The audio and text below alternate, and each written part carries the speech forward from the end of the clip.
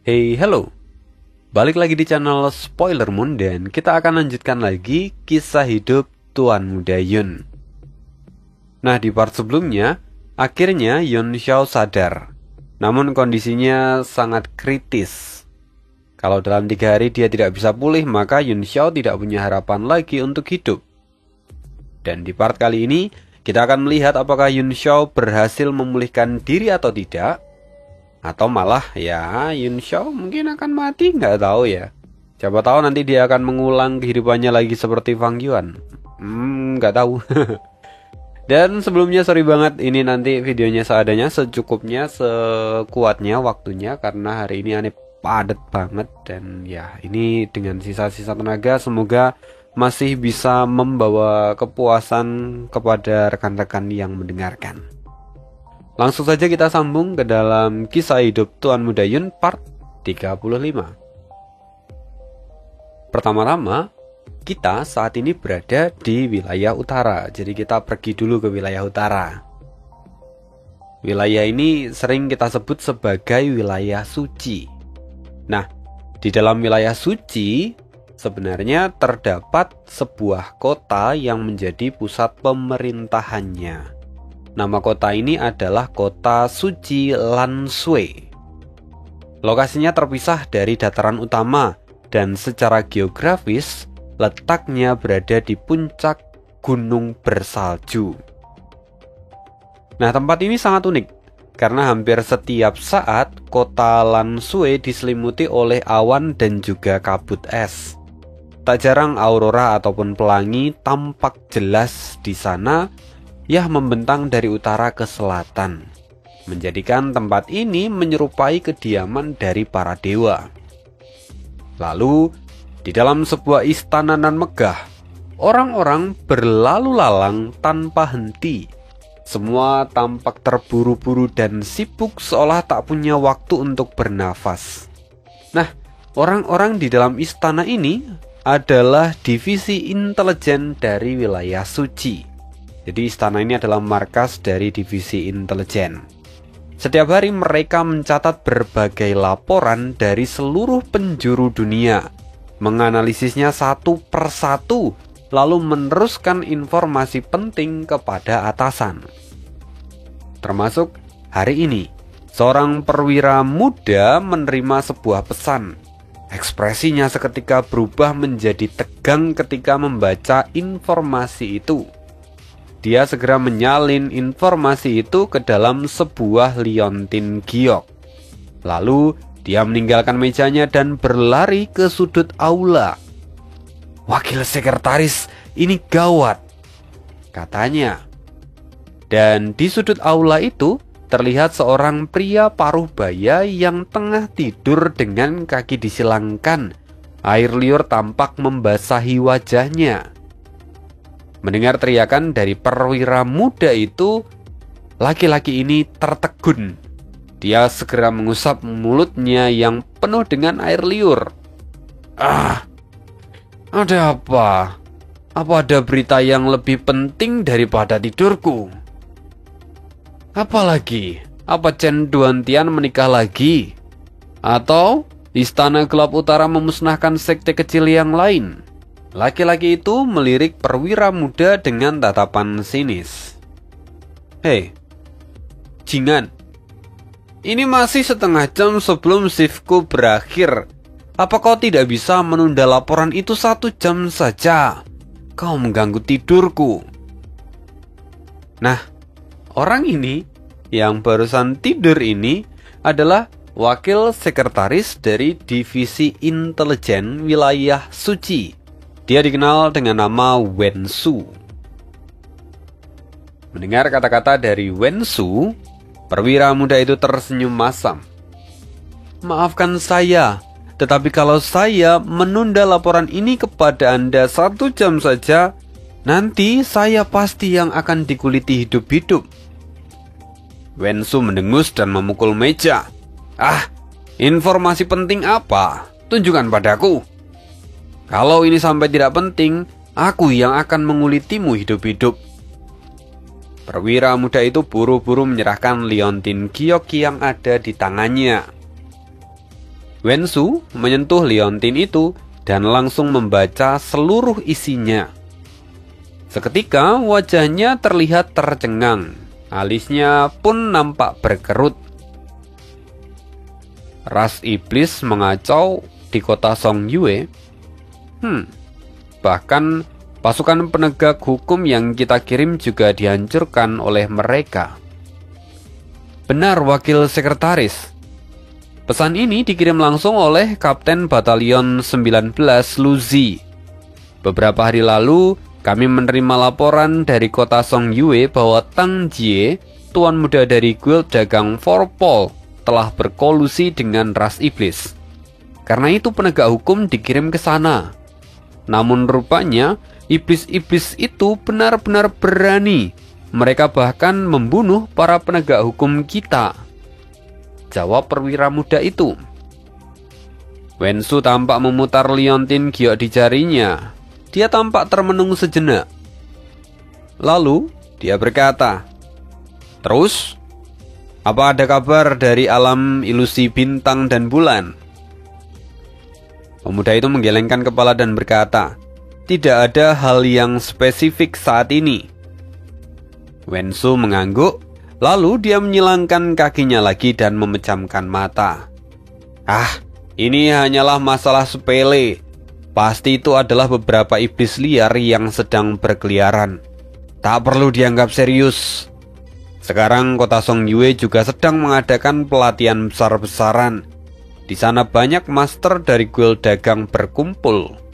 Tak masalah. Sudah, abaikan saja berita ini. Aku mau tidur. Jangan ganggu kalau tidak ada berita yang penting. Pemuda itu berkata dengan cemas, "Tapi saya baru saja mencoba menghubungi petugas intelijen di kota Songyue. Namun bahkan saya juga tidak bisa tersambung dengan mereka." Selain itu, informasi ini langsung dikirimkan oleh Kapten Luzi. Mereka benar-benar membunuh penegak hukum kita. Bukankah ini masalah yang besar, Wakil Sekretaris? Setelah mendengar perkataan dari pemuda itu, Wensu membuka matanya dan bergumam. Sepertinya ini memang masalah besar. Aku akan tidur siang dulu dan aku akan melamporkan masalah ini ke atasan nanti. Wensu kembali memejamkan mata dan memunggungi pemuda itu. Lalu, setelah itu, tiba-tiba seorang perwira muda yang lain. Dia masuk dan berseru, "Wakil Sekretaris, Sekte Pesona Jahat telah mengirimkan informasi terbaru."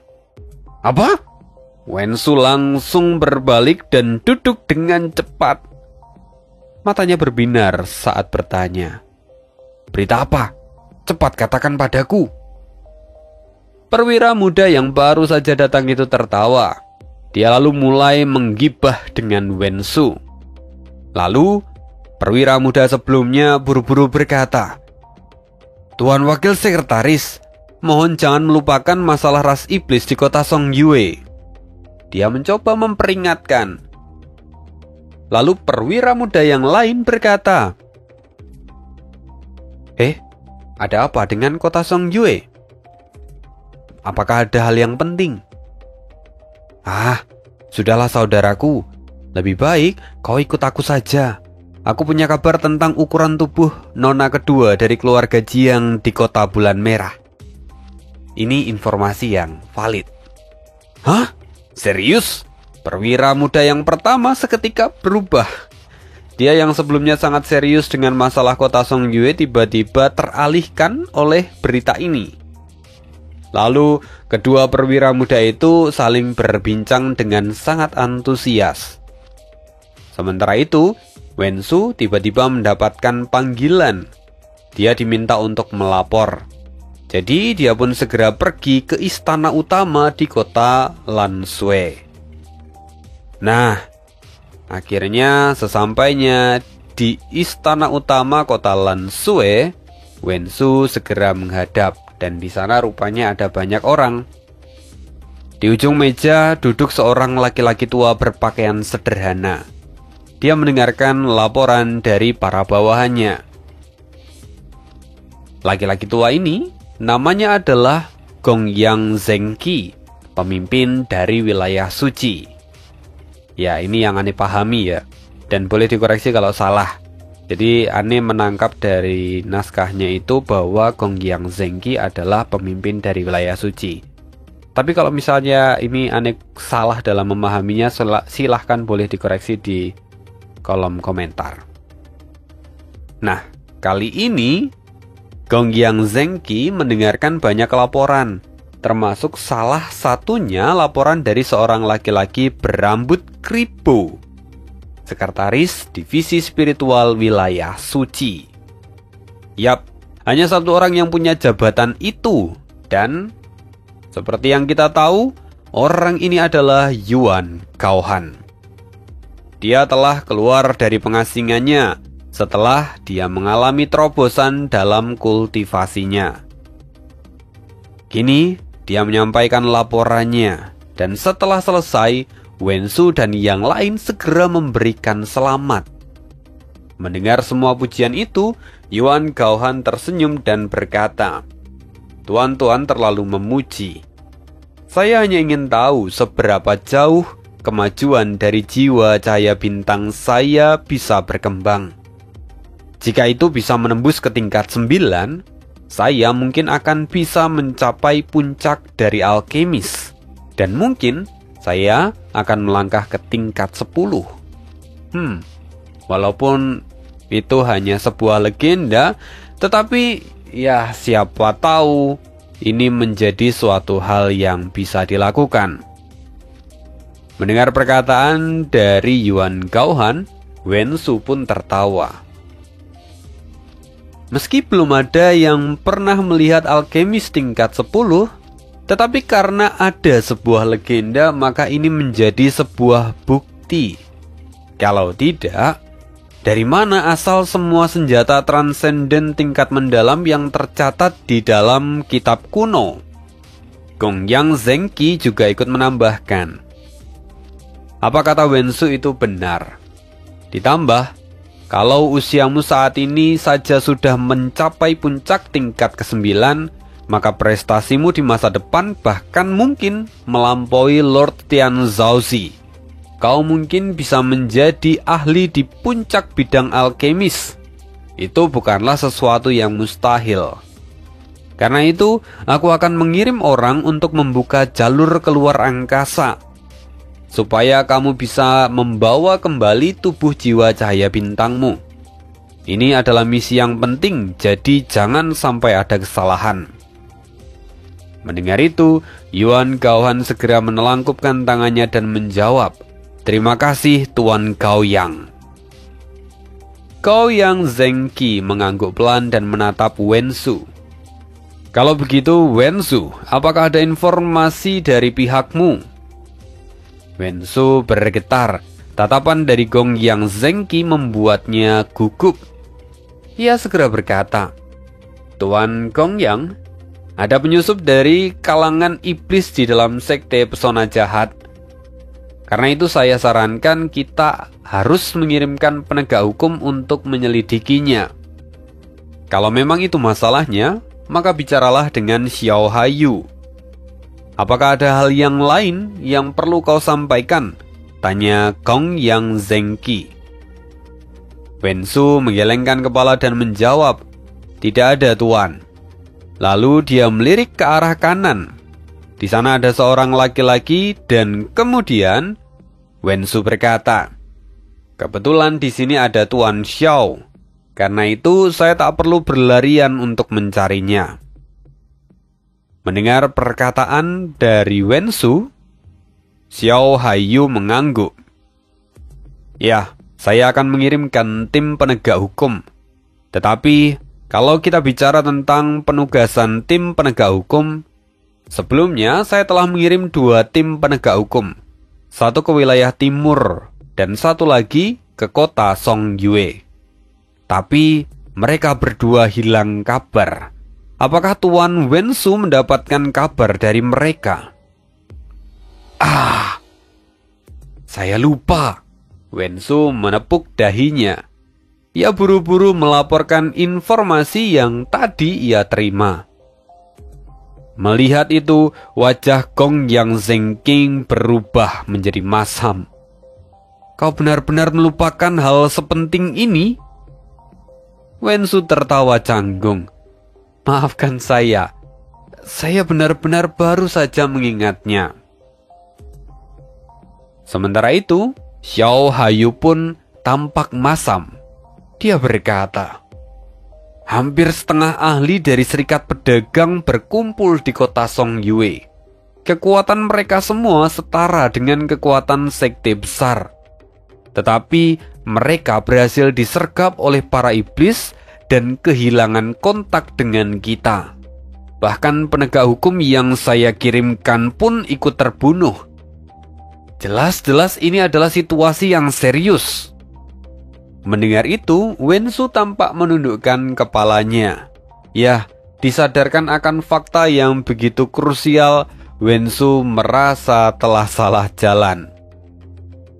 Sementara itu, seorang pemuda di samping Yuan Gaohan kini tampak bergumam. Bagaimana bisa kebetulan seperti ini? Laki-laki itu tak lain adalah Mo Huayuan, adik dari Mo Xiaojuan. Dia kini sangat mengkhawatirkan kondisi kakaknya dan juga yang lainnya, karena sudah lama Mo Huayuan kehilangan kabar dengan mereka. Gong Yang Zengki mengerutkan kening. Dia berkata, "Alam ilusi bintang dan bulan selalu dalam pengawasanku. Tetapi aku tidak tahu dari mana asalnya para iblis yang ada di kota Songyue. Ditambah lagi mereka juga terlihat sangat terampil. Aku khawatir kalau kuil dagang Forpol ikut terlibat dalam masalah ini. Jadi, kirimkan 2 tim, satu ke kota Songyue dan yang lain ke markas besar kuil dagang Forpol. Kalau kuil dagang Forpol menunjukkan tanda-tanda pembangkangan, tangkap saja Tang Qing dan bawa dia ke wilayah suci." Mendengar itu, Xiao Hayu mengernyit. "Namun Tuan, tanpa bukti bahwa dia telah membunuh penegak hukum, menangkap Tang Qing bisa memicu ketegangan antara serikat pedagang dengan kita. Selain itu, baik ke markas kuil dagang Forpol ataupun ke kota Songyue, dalam kondisi ini kita membutuhkan ahli sejati. Ahli biasa tak akan cukup untuk menangani mereka."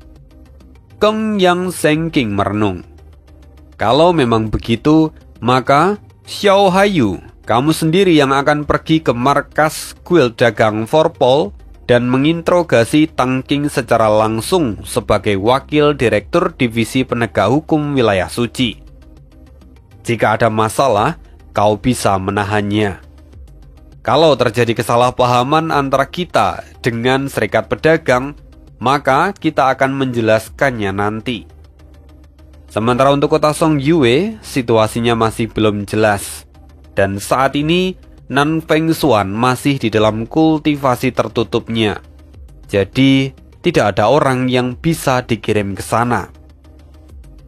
Semua orang terdiam dan tampak berpikir.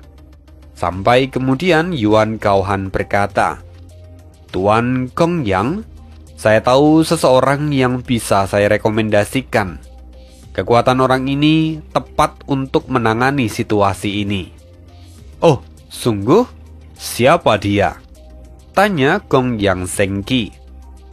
Semua orang pun tampak penasaran dan menatap ke arah Yuan Gaohan. Lalu Yuan Gaohan menjawab sambil tersenyum, "Anda pasti tahu, orang ini tinggal di langit abadi, sekitar 30.000 mil dari wilayah suci." Mendengar itu, pupil mata semua orang yang ada di sana mengecil. Mereka langsung memahami siapa yang dimaksud oleh Yuan Gaohan. Ekspresi Gong Yang Zengking pun berubah menjadi serius. Orang itu memang cocok, tetapi dia bukan berasal dari wilayah suci. Bisa saja dia akan menolak permintaan ini. Tidak akan mudah untuk mengerahkan dia. Tapi Yuan Gaohan menjawabnya sambil tersenyum. Token besi wilayah suci dihormati oleh dunia. Karena itu dia tidak akan mengabaikan kita begitu saja. Lagi pula, kita bukan menyuruh dia, melainkan mengundang dia. Saya yakin orang itu tidak akan menolak jika Tuan Xiao Haiyu yang mengundangnya secara pribadi. Mendengar itu, Xiao Haiyu lalu mengangguk. Kalau begitu, saya yang akan pergi menemui dia. Meskipun saat ini tidak ada formasi teleportasi di dekat langit abadi, ataupun formasi teleportasi ke kota Song Yue yang telah hancur, kita bisa membuka jalan paksa dengan bantuan para ahli. Ya, biayanya mungkin akan tinggi, tapi itu tidak menjadi masalah. Mendengar itu, Gong Yang Sengking lalu mengangguk. Xiao Haiyu, kamu bisa melakukan apa yang kamu rasa dibutuhkan. Kalau begitu, pertemuan ini cukup sampai di sini. Kalau duanmu Youyu menolak undangan ini, kita akan membuat keputusan yang baru nanti.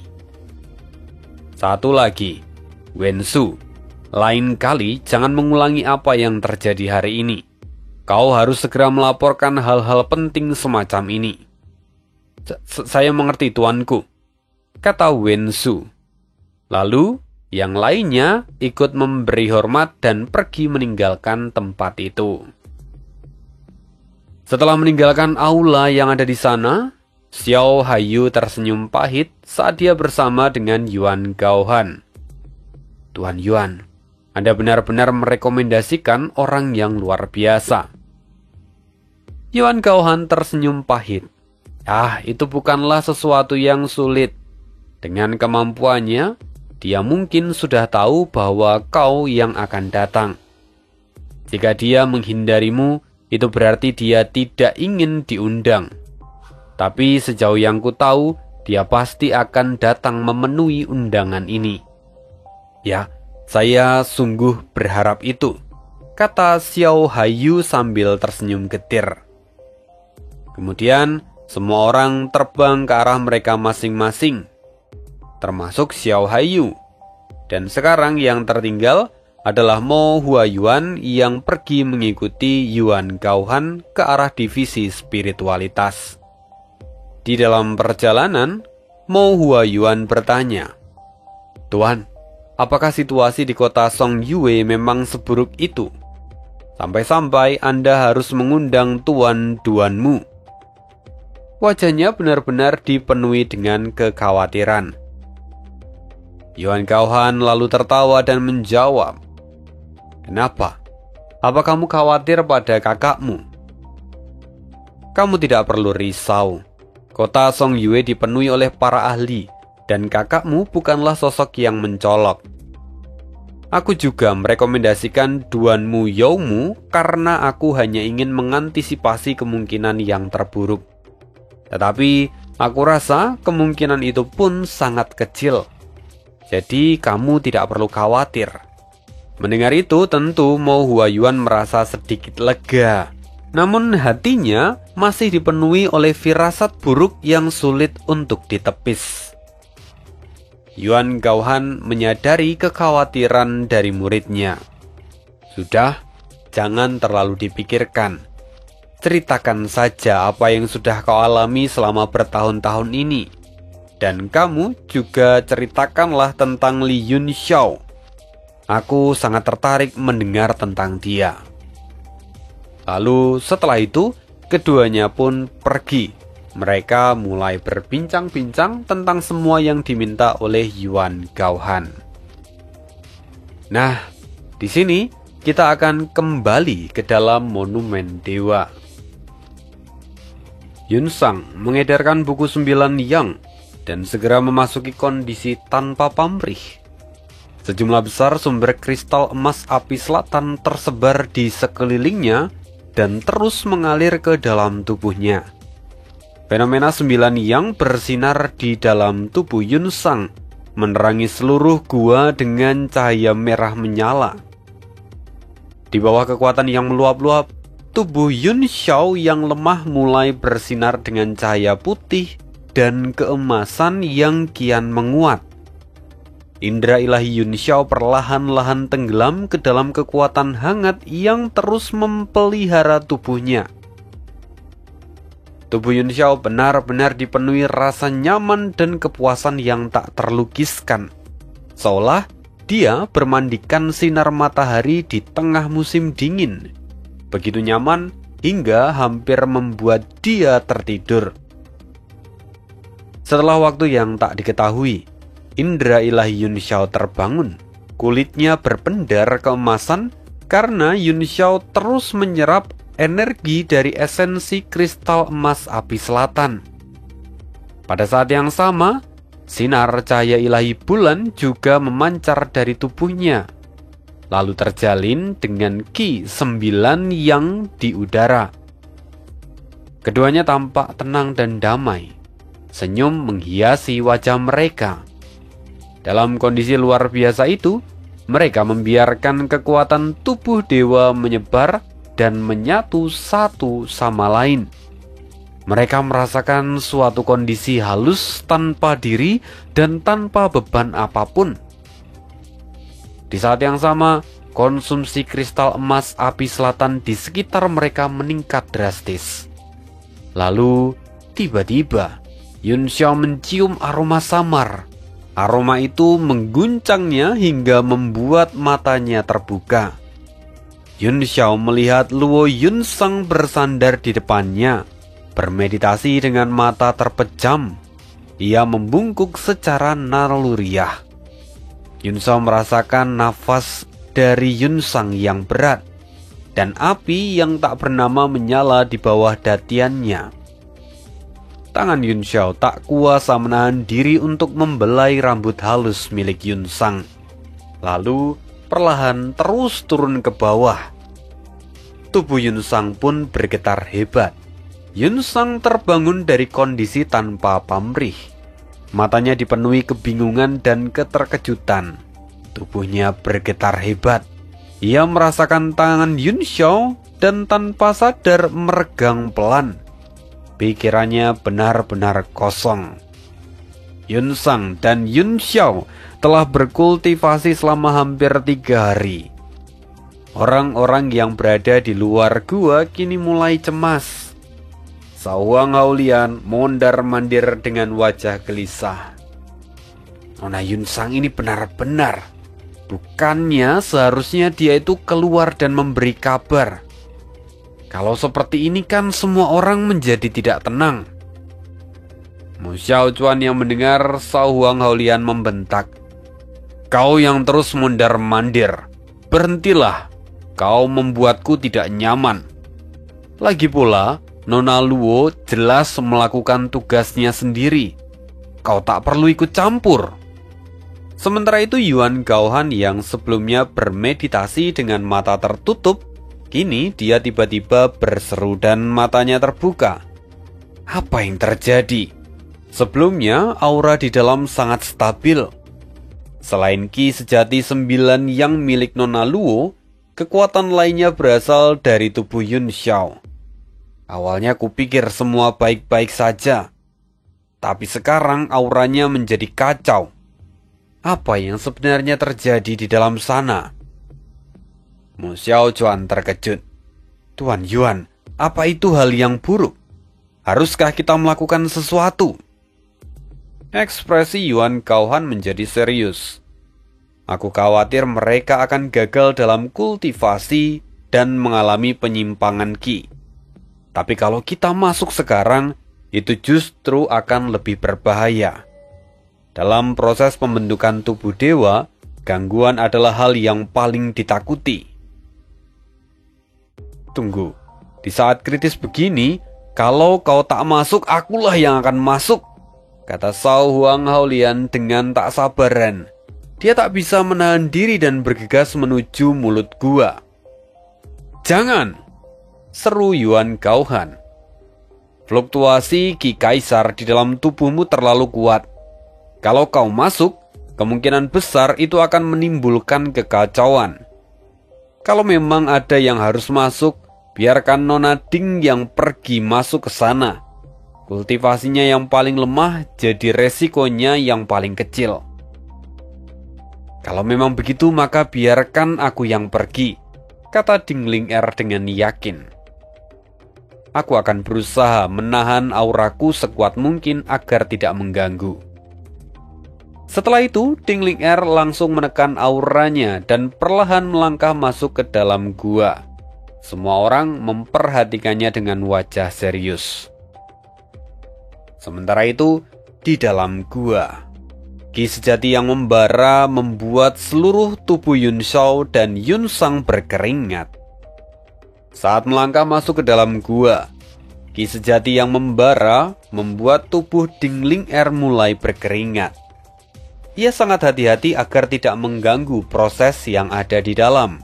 Ia berjalan hingga akhirnya mencapai bagian dalam gua dan menoleh dengan tatapan gugup.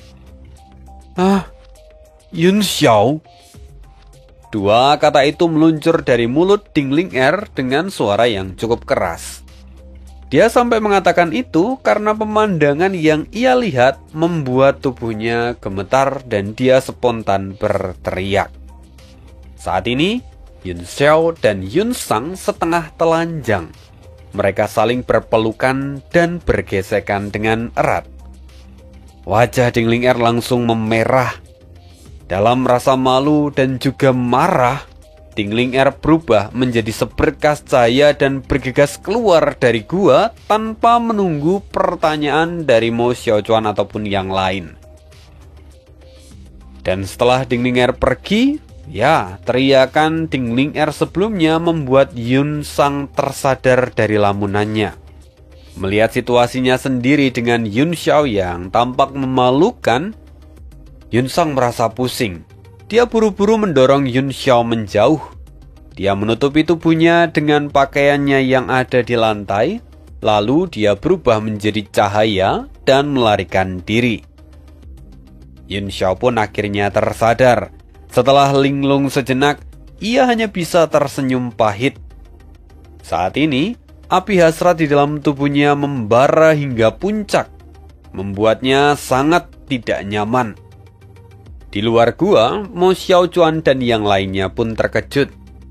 Mereka awalnya menunggu kabar dari Ding Ling Er, tapi saat mendengar teriakan dari Ding Ling Er, mereka mengira sesuatu telah terjadi dan bergegas masuk. Ketika mereka berada di dalam gua, mereka melihat Ding Ling Er melesat keluar tanpa mengatakan apapun, meninggalkan mereka yang tercengang di mulut gua. Ada apa itu? Kenapa wajah Nona Ding memerah seperti terong? Kata Sao Huang Haolian dengan wajah keheranan. Mo Xiaochuan pun tampak ragu sejenak. Entahlah, mari masuk dulu dan periksa Tuan Muda Yun. Bagaimanapun keadaannya adalah yang terpenting saat ini. Tapi sebelum mereka melangkah masuk, Yun Sang juga melesat keluar. Apa yang sebenarnya terjadi? Semua orang semakin bingung. Sao Huang Haolian seolah-olah menyadari sesuatu. Kenapa wajah Nona Luo juga memerah seperti terong? Apa ada terong di dalam? Terong kepalamu. Terdengar kutukan marah dari dalam gua, dan sosok Yun Xiao perlahan berjalan keluar dengan ekspresi aneh di wajahnya. Tuan Muda Yun, ada baik-baik saja? Tanya salah satu dari mereka. Yuan Gaohan memperhatikan tubuh Yun Xiao dan sejenak dia tampak menghela nafas. Efek tubuh dewa sungguh menakjubkan. Bukan hanya pulih total, tapi kekuatannya juga melonjak drastis. Dia kini bahkan berhasil menembus alam martial Emperor Bintang 9 hanya dalam waktu 3 hari. Sao Huang Haolian juga menyadarinya dan dia segera berseru. Teknik memetik ini sungguh luar biasa. Baru satu saja sudah membuat Anda begitu kuat. Tuan Muda Yun, tolong ajari saya teknik kultivasi ini. Kalau saya tahu ini lebih awal, Saya pasti sudah melangkah ke puncak ranah martial Sovereign. Yun Xiao mengabaikan Shao Huang Haolian dan melangkah keluar. Dia masih tampak bingung. Ia merasa pusing, memikirkan seberapa lama Ding Ling Er dan Yun Sang akan menghindarinya setelah ini. Kalau mereka bertemu lagi, itu pasti akan sangat-sangat canggung. Kini, meskipun keduanya telah terbang menjauh melalui monumen dewa, Yun Xiao masih bisa merasakan keberadaan mereka berdua. Dan anehnya, keduanya kini bergerak ke arah yang sama. Xiao Chuan lalu bertanya lagi, "Tuan Muda Yun, apa yang terjadi pada Nona Luo dan Nona Ding tadi?" Yun Xiao tertegun. Dia lalu menjawab, "Tidak ada apa-apa. Aku juga tidak tahu apa yang sedang terjadi. Begitu aku bangun, mereka langsung kabur. Mungkin mereka bosan setelah menunggu terlalu lama di dalam. Jadi kini mereka pergi mencari angin segar." Setelah itu Yun Xiao lalu berbalik dan berjalan masuk ke dalam gua. Dia berkata, "Aku baru pulih. Aku akan melakukan kultivasi tertutup selama beberapa hari. Jangan ada yang menggangguku." Yuan Gaohan dan yang lainnya saling bertukar pandang. Senyuman terlihat di ujung mulut mereka. Dalam hati mereka berkata, "Kami tahu apa yang terjadi di sana." Dan begitulah kita akan tinggalkan Yun Xiao yang mau berkultivasi tertutup. Kita akan lihat kondisi yang ada di luar monumen dewa. Nah, kita sekarang ada di sebuah kota yang cukup terkenal di wilayah timur. Kota ini adalah kota Fufeng, salah satu dari 33 kota yang terkenal di wilayah timur, sekali lagi begitu. Dan secara umum, di dalam kota Fufeng ada 3 kekuatan besar yang menguasai kota ini. Salah satunya adalah keluarga Xiao Huo. Mari kita sebut saja sebagai klan Xiao Huo. Karena basis klan itu kan biasanya dari keluarga. Nah, hari itu suasana di klan Xiao Huo sedang penuh dengan sukacita. Arus tamu terus berdatangan dan seluruh keluarga sibuk di dalam perayaan. Hari itu adalah hari ulang tahun ke-100 dari Xiao Huo Yuanming, leluhur keluarga dari Xiao Huo. Sekaligus hari itu juga menjadi hari ulang tahun dari para selir milik Xiao Huo Yuanming. Bagi para kultivator, sebenarnya usia 100 tahun itu bukanlah hal yang luar biasa. Bahkan salah satu selir Xiao Huo Yuanming masih berusia 16 tahun. Sehingga di sana tidak ada yang merasakan hal yang aneh. Ya, klan Xiao Huo adalah salah satu klan paling berpengaruh di wilayah timur. Sehingga mereka memiliki jaringan pertemanan yang luas. Dan para tamu terus berdatangan tanpa henti karena itu. Seluruh kekuatan klan dikerahkan untuk menyambut mereka serta menjaga ketertiban. Namun, di tengah hiruk pikuk meriahnya pesta hari itu, di tempat paling rahasia dari klan Xiao Huo, persisnya di dalam ruang penyimpanan rahasia milik klan Xiao Huo, kini Xiao Huo Yuanming justru tampak serius. Tidak ada sedikit pun jejak kebahagiaan di wajahnya, padahal dia yang ulang tahun. Kini Xiao Huo Yuanming tampak menatap sepotong monumen di atas meja. Dia bergumam, "Semoga saja tidak terjadi sesuatu malam ini. Asal kita bisa melewati malam ini dengan selamat, semuanya akan baik-baik saja." Di belakang Xiao Huo Yuanming berdiri Xiao Huo Cheng, putra sulungnya. Ekspresinya tampak begitu tenang, tubuhnya kekar dan janggutnya lebat. Dia berkata, "Ayah, kamu terlalu khawatir. Bukankah itu hanya senjata tingkat tinggi? Kita bahkan belum yakin apakah itu adalah senjata tingkat 9 atau bukan. Lagi pula dengan kekuatan klan Xiaohuo, siapa yang berani mencurinya? Xiaohuo Yuanming menatap dingin dan mendengus. Bodoh, kau kira klan Xiaohuo tak terkalahkan? Bahkan kita itu bukanlah penguasa dari kota Fufeng. Apalagi kalau kita melihat dari seluruh benua, kita tak lebih dari setitik debu. Xiaohuo Cheng tak bisa membalas. Dia lalu berkata lagi, Ayah, aku mengerti maksudmu, tetapi sekte yang jauh lebih kuat dari kita pun tak terlalu peduli dengan benda ini. Sementara mereka yang lebih lemah jelas tak akan berani menyentuh kita. Menurutku, benda ini sebaiknya kita simpan saja. Jika ayah bisa menyempurnakan benda ini, ayah pasti bisa menjadi yang terkuat di kota Fufeng. Dan saat itu, ayah pasti bisa langsung menekan dua kekuatan super yang lain. Dan bukan tak mungkin untuk melahap mereka dan memperbesar klan kita. Kau benar-benar otak babi. Kau bahkan tidak lebih pintar daripada anakmu. Bentak Xiaohuo Yuanming dengan penuh amarah. Jianer, jelaskan pada ayahmu apa implikasi dari semua kejadian ini. Baik, kakek. Seorang pemuda di belakang Xiaohuo Cheng berkata dengan cemas. Ayah, meskipun benda ini jatuh dari langit, namun jatuhnya benda ini tepat berada di kuburan tulang. Karena itu seharusnya benda ini menjadi milik dari kuburan tulang. Memang tempat itu secara bertahun-tahun lamanya telah digali dan ada banyak harta yang muncul. Siapapun yang mau masuk ke sana harus mengantongi izin dari Istana Dewa Darah.